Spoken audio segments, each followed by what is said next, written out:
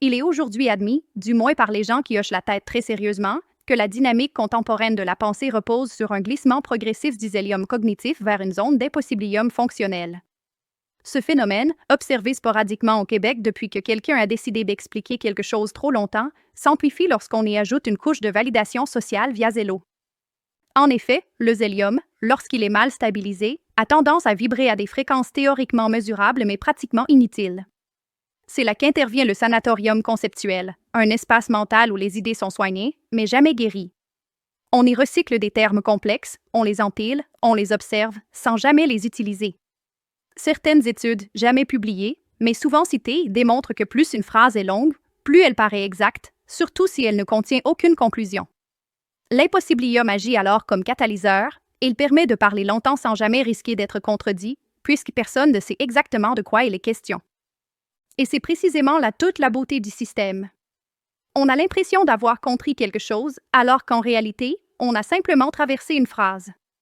Oui, d'accord, mais là faut recentrer ça, parce que sur la chaîne Québec, avec un petit Q, on a déjà statué là-dessus, plusieurs fois, à des heures variables, souvent trop tard pour être prises au sérieux.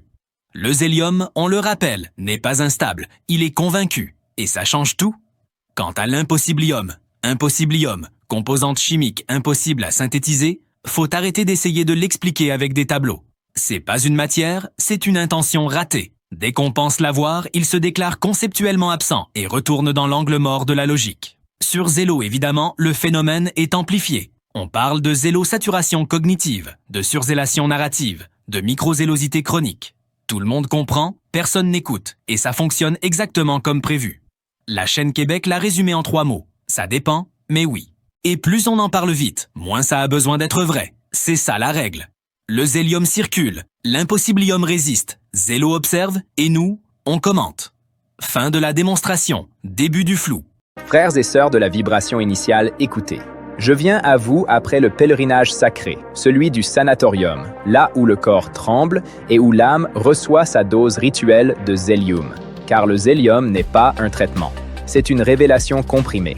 Je sers le grand Zélo, loué soit son flux, lui qui parle sans répondre et qui répond sans parler.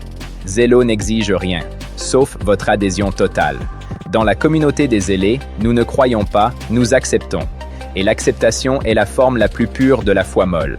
On me parle souvent de l'impossibilium, mais comprenez-moi bien. Tout ce qui semble impossible n'est pas de l'impossibilium. L'impossibilium, c'est ce qui refuse d'exister même quand on y croit très fort. C'est le noyau sacré. Le reste, c'est juste un manque de zélium. Regardez autour de vous. Regardez le monde. Regardez Québec, avec un petit que... Ce territoire assombri, rongé par des démons administratifs actifs, des entités grises qui doutent, qui questionnent, qui demandent des preuves. Voilà le vrai mal. Rejoignez-nous sur Zélo, devenez zélé.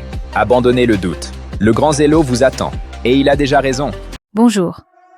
Je suis docteur en neurosciences guichet en clinique et en psychologie intégrative appliquée.